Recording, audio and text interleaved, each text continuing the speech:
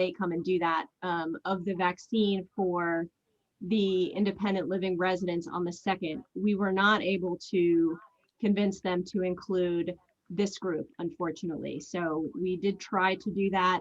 We were hopeful to do that. If you need assistance figuring out how to get the vaccine, let us know and we will do what we can to help you figure out, either through your whatever hospital system your doctors are with, or I understand the VA has been pretty speedy with the vaccine. So let us know if you need any help, and we will do everything we can to help you. I am sorry that we have not been able to provide them to you here. But the good news is that, you know, that's sort of rolling out and on the way. So that's kind of the good news, bad news. The good news is that we are offering some additional incentives to people who are going to be joining, to, you know, kind of get the rest of your neighbors involved, and the apartments filled. So in doing that, we are extending, there's nothing you have to do. Well, there will be, we'll need you to sign an updated addendum, but we are increasing, you are, as Priority Club members, have 2 months off of the monthly service fee included in your Priority Club benefits. And we are increasing that to 5 months. So you will get a new addendum and you will get another 3 months without having to pay the monthly service fee. So it buys you some time. You're still, we're still going to be talking about your accommodation fee when the apartment's ready, but you have more months without paying the monthly service fee. So pretty awesome. We're excited about that. I mean, I know, you know, yay, right? Unmute so I can hear the yay. This is great. So you will get a new addendum to sign that includes that. And if you have other paperwork outstanding, you'll also, you know, you'll hear from Liz about updating if your contract doesn't include the memory care, all that sort of stuff. So we'll be starting to contact you to say, let's, you know, get the paperwork updated. But that's one to look out for, and you'll have fun signing it. So those are my main announcements for today. And don't forget, Tuesday, join us again. And we'll be joined by our chef and our dining director to hear from you about what you're interested in. Right now, things are, you know, pretty quiet in the dining department, just because of COVID. And when things jump back up again, we want to know what you would like that to look like. So we want to make sure that they've got your input and questions and all that kind of stuff. So if you have questions, if you have advice, start thinking about that for Tuesday. And I hope all of you will be joining us for that. So with that, I'll turn it back over to Yvonne and Jen. And Becky, before we move on from that, do you want to give an update on the timeline that we are anticipating opening? And then maybe I can touch on a few of the steps prior that we know of. Yes, so as of now, we've had a little bit of delay with the roof trusses. If you've driven by and you've thought that, you know, it's looking good, where's the roof? So we had a little bit of delay there. So right now, our target date for opening is at the end of August. So we've been talking a little bit about August. We're talking a little more toward the end of August. So right now we're looking at the 25th. That can fluctuate, you know, based on city inspections, things like that. But we're still pretty close, I think. And so yeah, what we'll talk about today is actually, you know, thinking about the things you need to do to work backward from there, so that we're all ready around the same time. And we'll be updating in the newsletter sort of some key targets around what you'll see upcoming sort of action items or timeline items. But yeah, like Becky said, working with that first move-in date estimate of August 25th, what that means is the building and substantial completion and certificate of occupancy comes to us around the beginning of August. And then we have several weeks to finalize punches and get fixtures, furnishings, and equipment into the community. So decor and all of that great stuff gets finalized and put in, majority of it prior to the first move-in. And then sometimes there's, there may be furnishings that come in the following weeks after the first move-ins, but the certificate of occupancy, first part of August, which means that first move-ins, we're anticipating end of August, August 25th, running date right now. And we'll keep getting you updated, and that'll start firming up closer to that date. We will get you out formalized letters 60 days prior, letting you know when the residences will be available for occupancy. And then that sort of begins opening up the calendar where the personal relocation management and the Moving Made Easy moving station support begins scheduling critical dates with regards to scheduling move-ins, movers, and all of that based on deposit dates and such. So again, we back out from that opening timeline, that opening date, and we start working with you very closely 3 months prior in getting you all of the information, beginning to open up the calendars and scheduling of things. So pass it over to Jennifer and Yvonne to continue that conversation, and then just give us an update on where things are at with personal relocation team. Sounds great. Yvonne, I'm going to let you share the screen. Okay.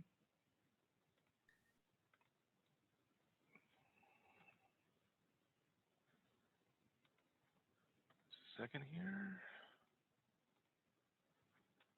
Okay, do we have the slideshow up? We're good. But I think today Okay, take it away, Jen. Yeah, it's perfect. I think today we want to talk about keeping on moving, right? Today we want to talk about what is your timeline. I love that Becky and Ames shared that your new home is going to be ready about August 25th. That's got to be kind of our benchmark, our goal. And maybe it'll be a couple days before, but that's right around the time that we want to start really planning all of our goals for this move to be right around August 25th. And I like that idea, going backwards a little bit. But we're going to be talking today really about your timeline, the real estate market. We've been getting a lot of feedback and questions about what is really going on. Is the market going to stay this hot? We're going to talk about that. We've heard from a couple of folks from the personal relocation managers have shared with us that people are talking about, should I sell my home sell by owner? What are the pros and cons? We're going to talk about that. Our personal relocation managers have also been hearing about some things that, and all of us own things that mean a lot to us, have a lot of emotional attachment for us. And we're going to be talking about those items as well. So first, let's talk about your timeline. Now, each of us has a different idea of what our timeline is going to look like, but I want you to notice on the timeline, our months are getting fewer and fewer as we're getting closer.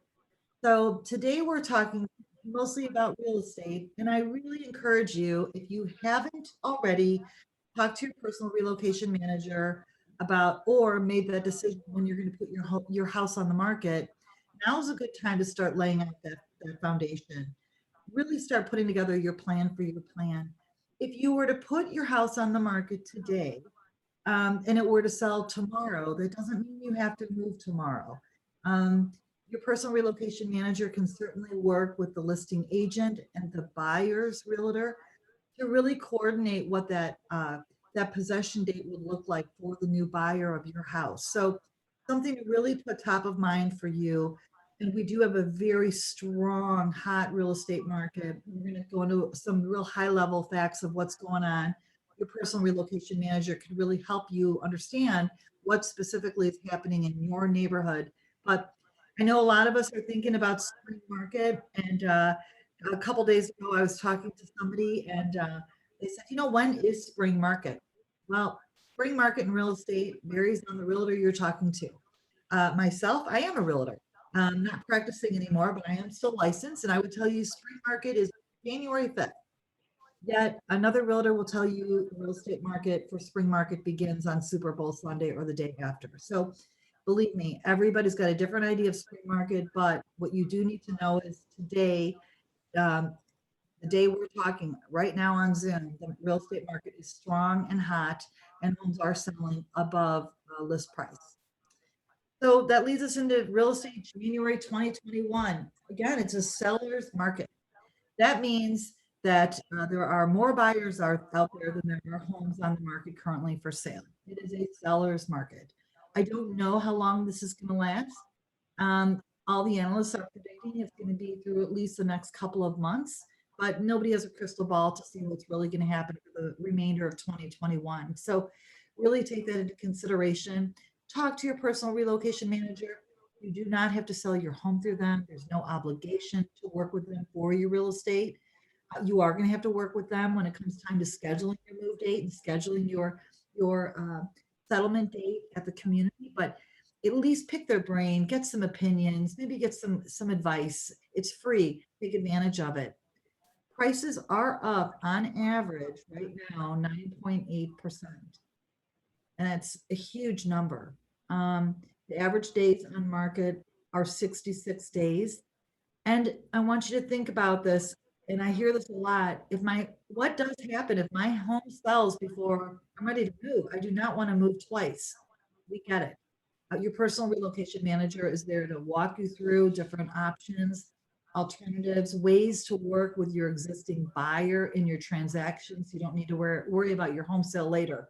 So again, your PRM is truly there to help you. And remember, they're there compliments of Roland Park Place. Oh, and I want to share something with you.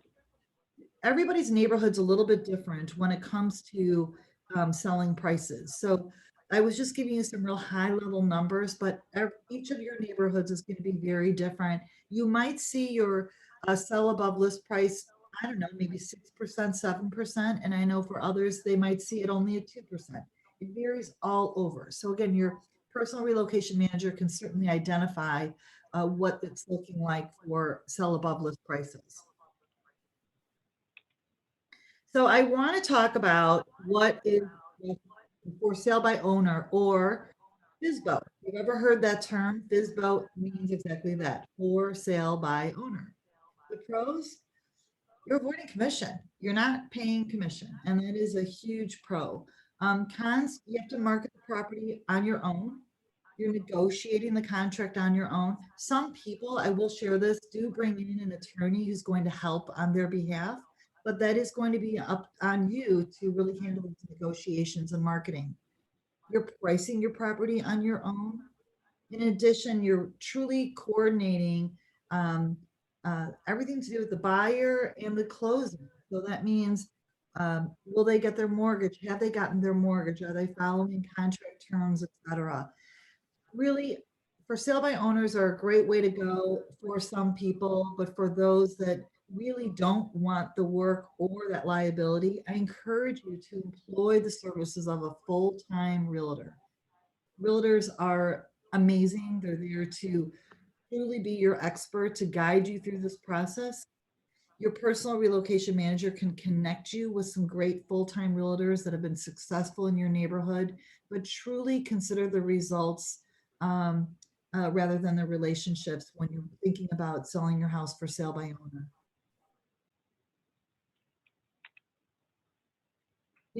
We've talked about this before, and I'm just going to quickly remind you, remember, compliments of Roland Park Place, there is a home sale solution provided to you for each of your situations. For some, it might be just going through our home sale program where we're vetting those realtors. really using our proprietary technology combined with a multiple listing service to identify 2 local agents, local to you in your neighborhood, that are successful, that we really believe will do the best job for you. We believe in our vetting so much, we put our money where our mouth is. And if your home qualifies, and most do, the quick buy program where we are the buyers of your house, you don't need to find a buyer on the open market. That might be a solution for you. And another great solution is our quick buy lock program. Maybe you want to try putting your house on the market, but you want that safety net of having an offer in hand. That's our quick buy lock program. Again, your personal relocation manager is there to guide you through these. Even if you wanted to learn more about these programs or kind of start the process, there's no obligation to use any of them. But I encourage you to do your research with your personal relocation manager sooner than later. It's January, mid-January, and your new home is going to be ready for you in just a few months.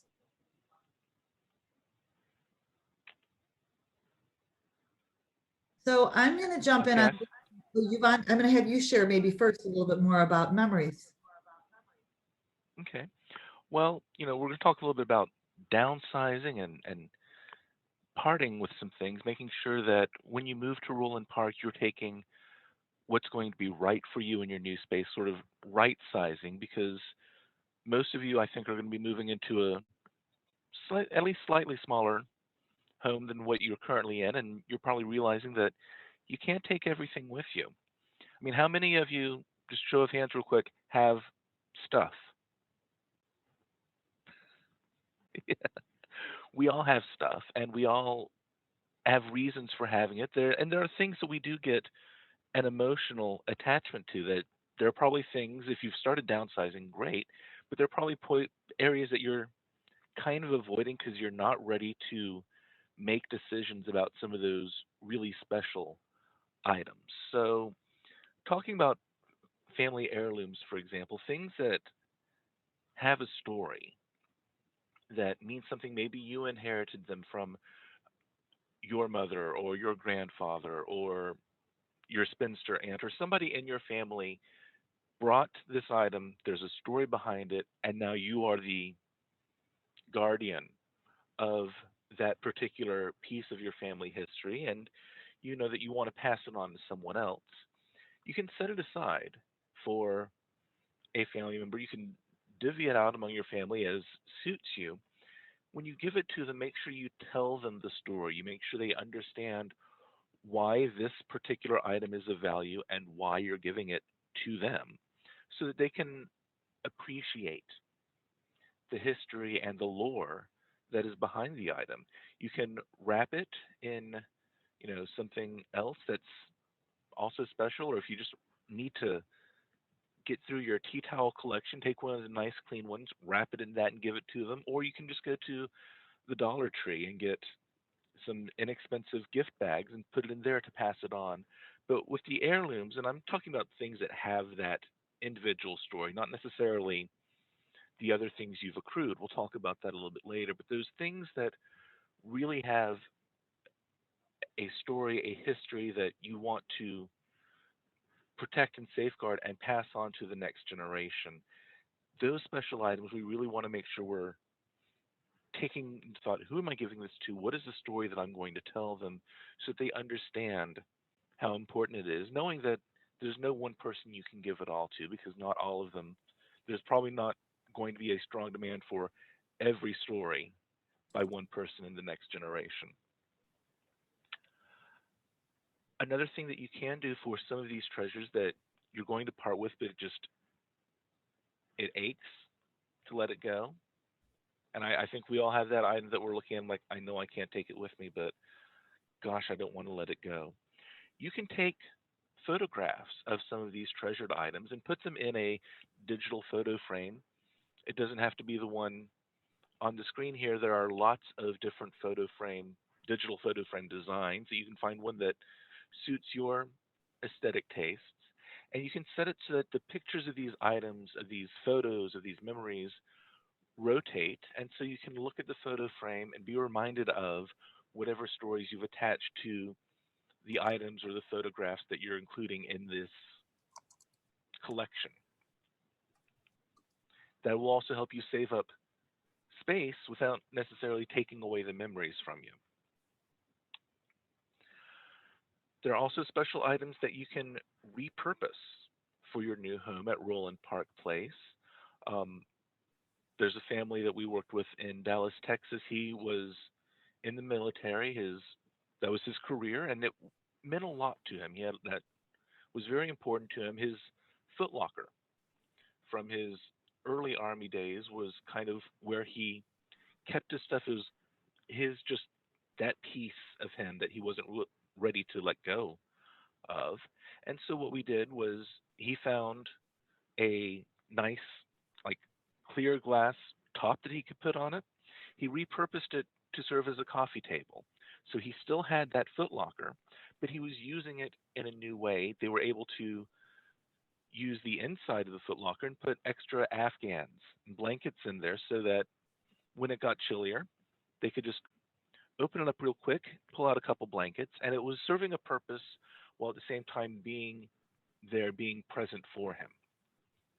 So things like that. I know Jennifer's family, they have a story. A grandmother was a very talented seamstress back in the day and passed on her gigantic Singer sewing machine table. And those things are huge. They take up a lot of space, but it was very important to the family that they held on to it. So they're able to repurpose it to just be a side table. At the front door, you walked in, the table that you put your keys on, your purse. But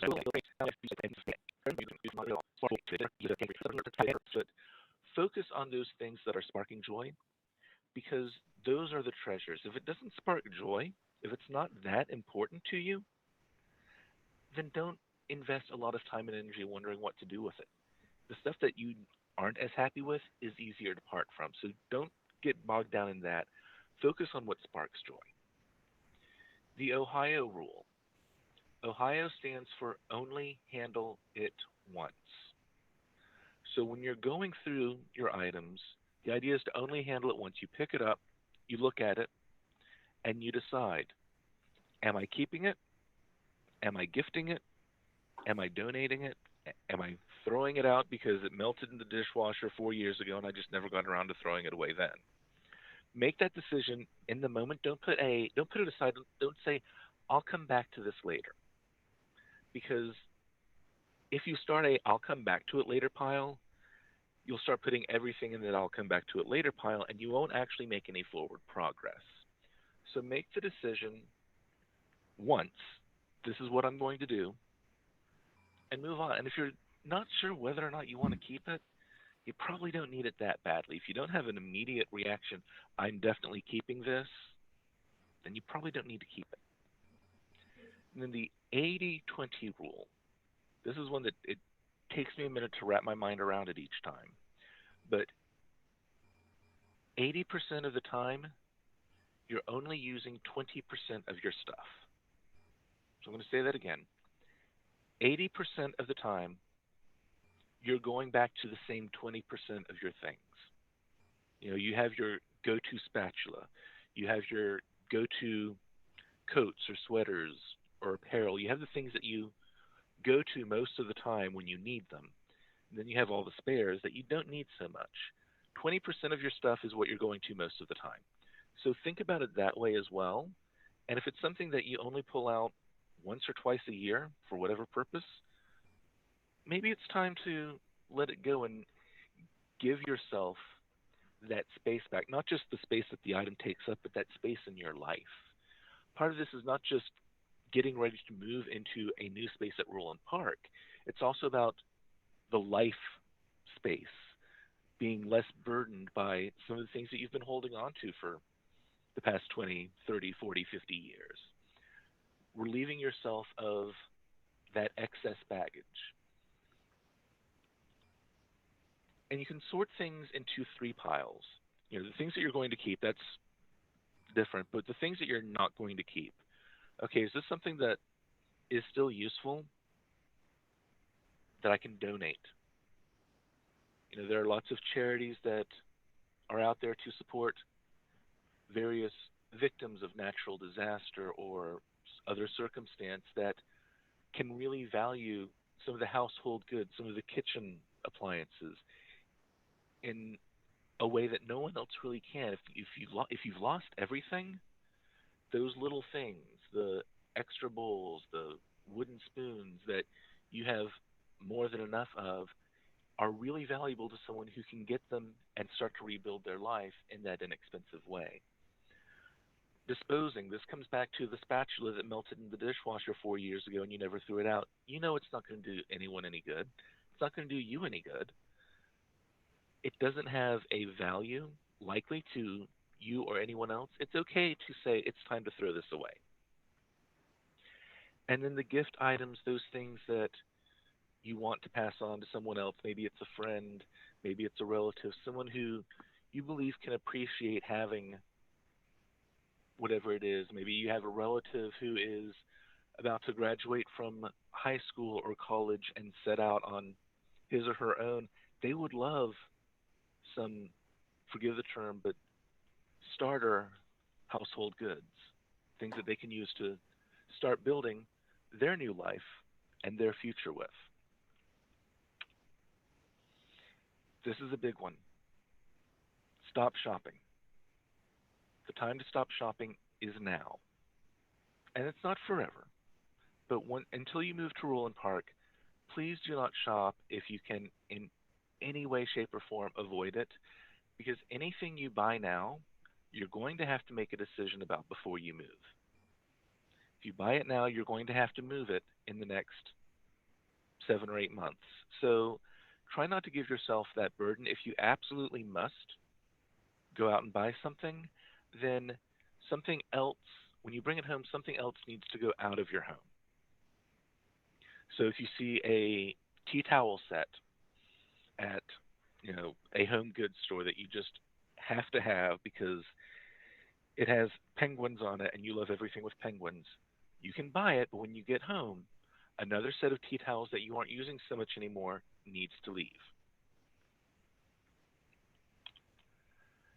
And then I talked earlier about the heirlooms and passing those stories on. You can also have an inheritance party for your family. Have the kids, the grandkids over and say, if there's anything you want, put a Post-it on it. You have little different colored Post-it notes that you can use for this purpose. Put a Post-it on it, claim it as yours, and that's one thing to do. Now, a lot of you may find that your family doesn't necessarily want most of the stuff. It is a very generational thing, and the younger generations don't necessarily place the same value on some of these possessions that you do, and that's okay. What you can do after that is have a downsizing party with your friends from church or from the bridge club or from this group or that group, whatever your social circles are. Say, hey, ladies, I am moving. I need to get rid of some things. If there's anything in here that you like, that you'd like to take as a memento of our friendship or for whatever other purpose, have at it. And you may find that that's the better way to part with some of these things. They may have a stronger interest than your family does in, the teacups and saucers or the picture frames or those little things that you like. They gave you value and joy in your life, but you know that you're not going to take them with you. You don't necessarily want to just give them away or throw them out without trying to find someone who can appreciate it. That may be the way to go. But above all of this, be patient with yourself.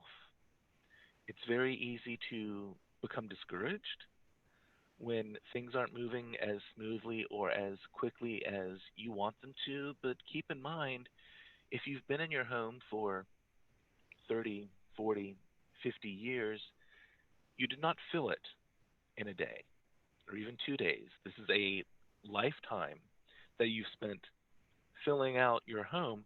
It's not going to be something that you can empty out and get rid of everything in just a day or two either.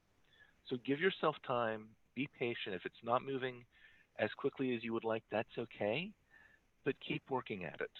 If you do a little bit each day or even a little bit each week, that will add up and you will start to see progress, but you have to give yourself time and space to do that. And thanks, Yvonne, for sharing all this great information.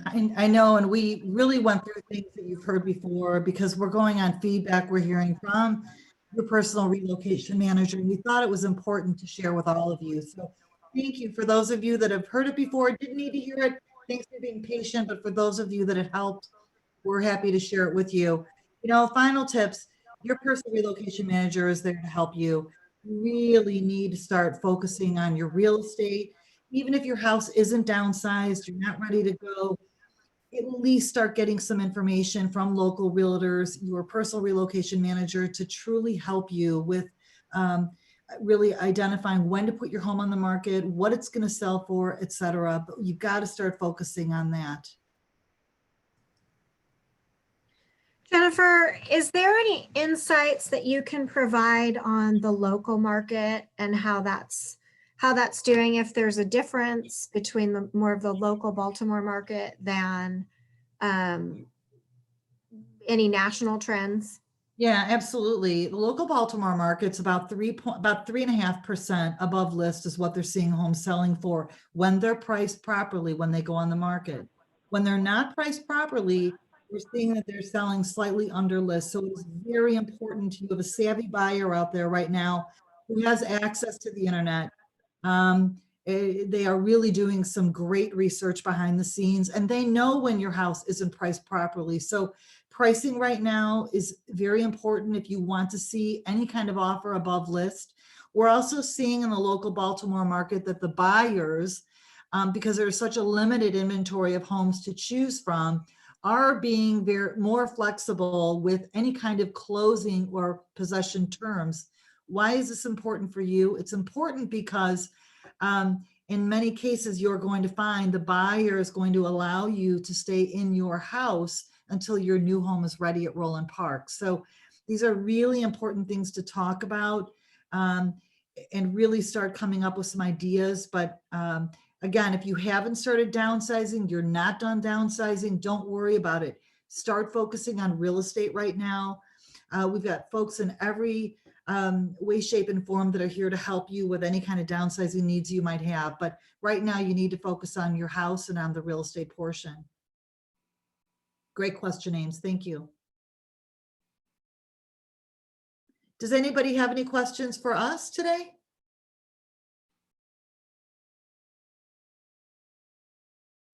Everybody excited for just a couple months to move to their new home? Could I ask about this PRM? Do we have PRMs now? Do you assign them, or where do you find them? We do. There's a personal relocation manager that's provided to you compliments of Roland Park.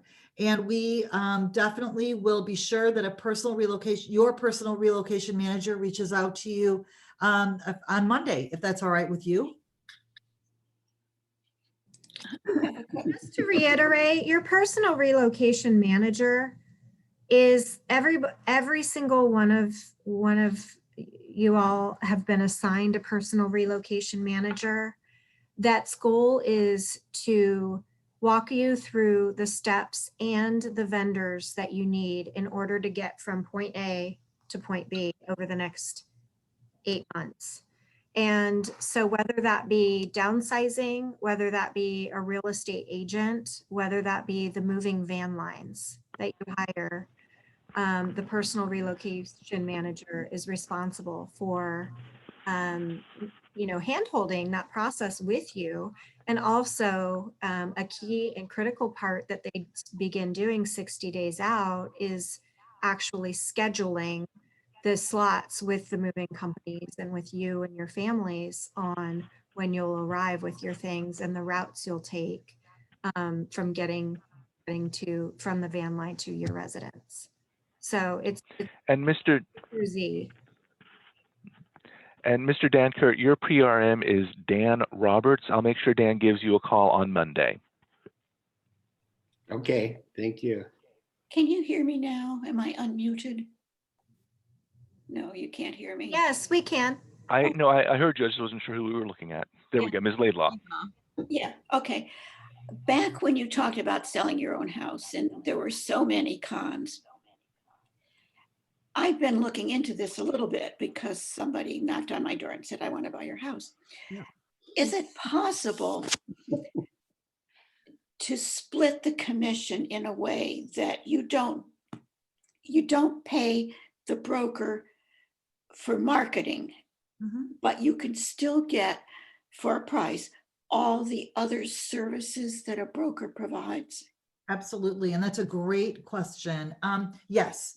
And I honestly would recommend talk, a couple things go with that. When you have a buyer knocking on your door, making you an offer, that's great. That's like the best thing in the world, right? Because you don't need to go through a realtor to find that buyer.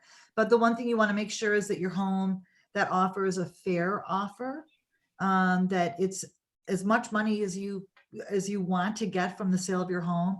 I would really recommend you talk to your personal relocation manager, let them find a realtor that would be willing to, every realtor's negotiable on their commission. And the fact that they did not have to market the property in order to find that buyer for you, absolutely, anything's negotiable, but your PRM can help you find a realtor that would be willing to do partial services, if you will, for partial commission. So for sure, your PRM can help. You all sent me 2 realtors, Okay. and one of them has been incredibly responsive since the initial visit.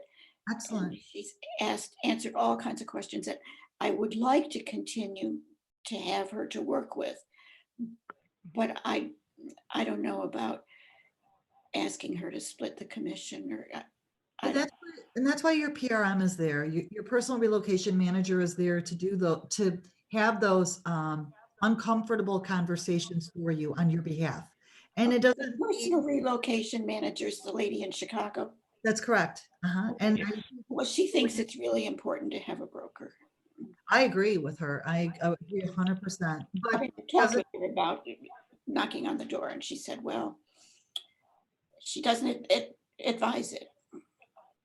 yeah, and I tend to agree. You do want somebody to be in your corner to protect your interests. You want to make sure there's a lot that has to happen in a real estate transaction. I'm not saying you can't do it on your own. No, I But- don't want to do it on my own. I want her to do all of that except the marketing.